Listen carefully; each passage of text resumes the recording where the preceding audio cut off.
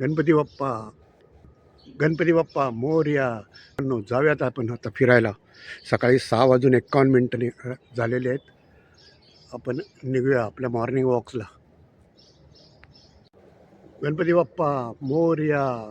सकाळी 6:51 झालेली आहेत पण आपल्या मॉर्निंग वॉकला. चला तर मग. काल जसं म्हटलं मी आपल्याला तसं आपलं सेटलर्स पार्क आणि इलेक्ट्रिक पार्क ते पाहायला जाऊया. आता मी मध्ये कुठे थांबत नाही आहे आणि डायरेक्ट आपण सेटलर्स पार्क आणि इलेक्ट्रिक पार्कलाच भेटण्याचा प्रयत्न करणार आहोत. चला तर मग. मित्रांनो, मी म्हटलं तुम्हाला की मी सेटलर्स पार्क आणि इलेक्ट्रिक पार्कला पाहायला जातो आहे, तेव्हा मध्ये भेटणार नाही. पण मला हे माझे मित्र भेटलेत. गोपाल रेड्डी हे आपल्या हैदराबादचेच आहेत आणि आम्ही थोडं बोलत होतो. तर त्यांना मी सांगितलं की मी पण यूट्यूबचा ब्लॉग बनवतो, तर तुम्ही माझ्याबरोबर सेल्फी काढाल का? तर ते हो म्हणालेत, म्हणून मी हा सेल्फी काढतो आहे. तर मी म्हटलं ना तुम्हाला की मी मध्ये थांबणार नाही. पण हे भेटले आणि मग बराच वेळ बोलत बसलो. आणि पुढे आता निघालेलो आहे. आता नक्की मी पुढे कुठे थांबणार नाही आहे आणि मला अजून सेटलर्स पार्कला जायला बराच वेळ लागेल. ऑलरेडी मी खरं लेट निघालो आहे. चला तर मग. स्ट्रीट आणि सेटलर्स पार्क ह्याच्या पुढे सुरू होतं आहे. त्याचे गेट वेगळे वेगळे आहेत. पण आपण ह्या गेटने जाण्याचा प्रयत्न करू किंवा पुढच्या गेटला जाऊयात.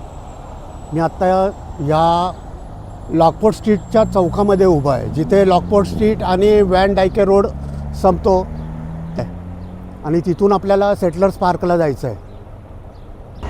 आता मी जे दाखवतो त्या रस्त्याने आपण सरळ गेलो की आपल्याला सेटलर मेन एंट्रन्सनी जाता येईल. म्हणजे थोडंफार जर काही हिस्ट्री असेल तर ती वाचता येईल. Highway the national first coast to coast highway.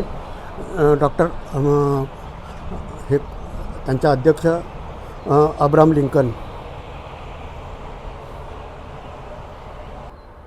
जसं रूट 66 तुम्ही ऐकलं असेल तसा हा लिंकन हायवे हा फुलटॉनपासून सुरू होऊन असा बराचसा शिकागो हाईटपर्यंत जातो आहे बहुतेक.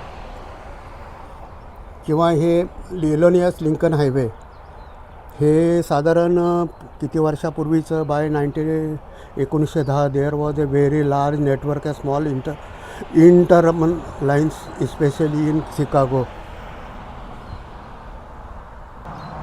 हे सुद्धा 1926मधलंच दिसतं आहे. Route 66 went from Chicago to Monica California coasting. तसंच हे Lincoln highway village of Plainfield. मी जसं म्हटलं ना आपलं हे की विलेज हे प्लेनफील्ड ऐतिहासिक शहर आहे. हे त्याचे हे पुरावे. जसं मी तुम्हाला आत्ता सेटलर्स पार्क मी सेटलर्स पार्कमध्ये आलो आहे मित्रांनो. पण प्रॉब्लेम असा आहे की सेटलर्स पार्क इतकं मोठं आहे. साधारण किती मोठं आहे? हा पूर्ण एरिया हा सेटलर्स पार्कचा आहे. सेटलर्स पार्क आणि आत्ता मी उभा आहे तो इथे साधारण इथे उभा आहे. एक्झॅक्टली इथे उभा आहे आणि हे एवढं सगळं फिरून आहे. तर बाकीचं जे ऐतिहासिक गोष्टी आहेत त्या फक्त मी तुम्हाला दाखवण्याचा प्रयत्न करणार आहे. आणि पुढे जाऊयात याचा अर्थ असा की हे खूप मोठं आहे आणि इथे मुख्य म्हणजे असं फिरण्यासारखं आहे. खूप दाखवण्यासारखं फार थोडं कमी असेल असं मला वाटतं आहे. मला म्हणजे असेल असं नाही आहे, मला माहिती आहे. मी म्हणजे इनफॅक्ट पाहिलेलं आहे. पण व्हिडिओमध्ये किती दाखवायचं ते पाहूयात आता आपण. आत्ता माझं वेलकम करतं आहे सेटलर्स पार्क. आणि हे समोर इकडे दिसतं आहे ते मध्ये त्या बाजूला एक ऐतिहासिक खूण आहेत, ते पाहण्याचा प्रयत्न करूया. आणि दुसरी अडचण अशी आहे की मी माझी धन्नो किंवा माझी सायकल कुठे ठेवावं याचा प्रश्न पडलेला आहे मला. ठीक आहे, आपण बघूया काय होतं ते. मी यांना विचारत होतो. No she is not coming. I am selfie. Okay. तर आतमध्ये व्यायामाला बरेच जण खूप आलेत, पण सायकल न्यायला अलाउड नाही आहे इथे आतमध्ये. त्यामुळे मला ही सायकल माझी इथे बाहेरच कुठेतरी ठेवावं लागेल. आणि मग आता मी पायी आतमध्ये फिरण्याचा प्रयत्न करतो आणि तुम्हाला जितकं शक्य होईल तेवढं दाखवतो. आपण आता सेटलर्स पार्कमध्ये एंट्री केलेली आहे. एंट्री करत असताना मला एक तो फार मोठा महत्त्वाचा असा बोर्ड दिसलेला आहे.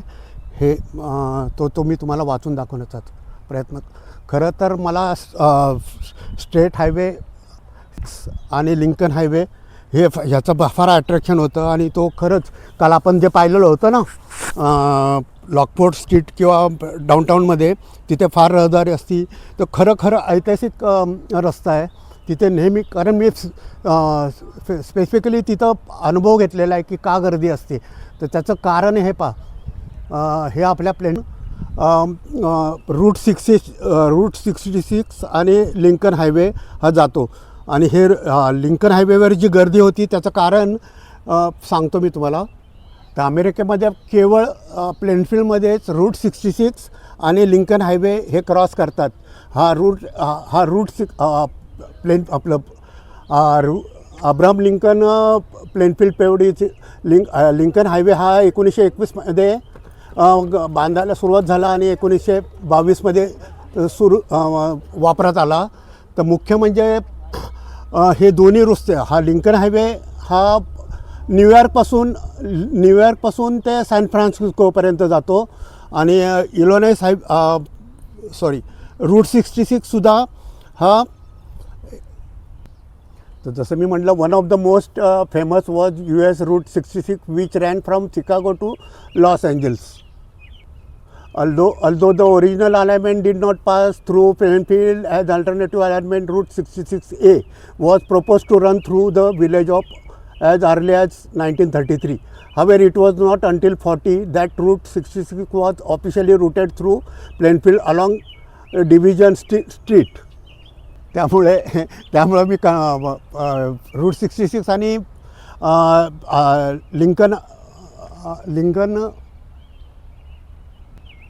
लिंकन हायवे खूप प्रभावित झालेलो आहे. याचं कारण मी लिंकन हायवेचा अनुभव म्हणजे प्रत्यक्षात अनुभव बऱ्याच वेळेला घेतलेला आहे. आपण आता पुढे निघालेलो आहे. आणखी इनफॅक्ट सर्व पायीच हे स्थळं तुम्हाला दाखवणार आहे. मध्ये जाऊयात. आता हे थोडं वाचतो आणि मग काय कळतं ते बघतो. हे जरा मला सिलेबसच्या बाहेर वाटतं आहे. How did Plainfield business react to the I&M canal, the I&M canal challenges Plainfield. हे आपण पुढे जाऊयात, टाळूयात थोडक्यात.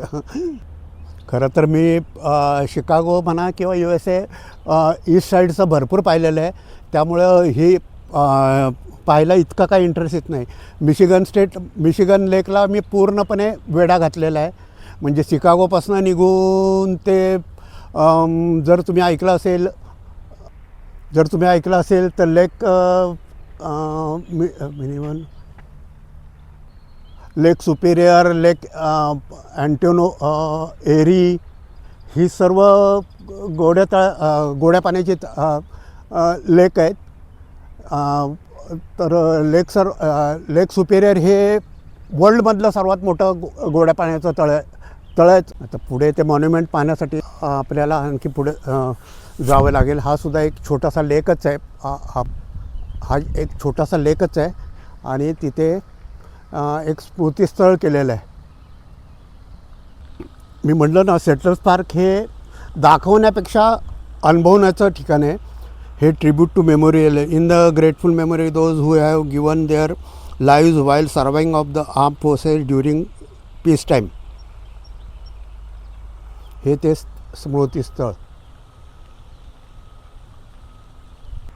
आणि समोर दिसतंय ते वर्ल्ड वॉर I म्हणजे स्पॅनिश अमेरिकन वॉर जे झालं होतं त्यांचं स्मृतीस्थळ आहे. आपण जवळ जाऊयात. Tribute to our heroes, civil war 1861 ते 1865 erected by the town of Plainfield. 1924मध्ये हे स्थापन झालेलं आहे. त्यानंतर इकडे परत असं म्हटलेलं स्पॅनिश अमेरिकन वॉर एप्रिल 1898 ते फेब्रुवारी 1899. वर्ल्ड वॉर I आणि सिव्हिल वॉर जे होतं ते 1861 ते 1865. तर त्यांच्या हुतात्म्यांची नावं असतील कदाचित ही. समोर पण आणखी आहे एक ते सुद्धा पाहण्याचा प्रयत्न करूयात. हे सुद्धा एक स्मृतीस्थळ आहे. Let us remember their service and keep their faith. The memorable to the men and women of this community who serve in the wars of our country.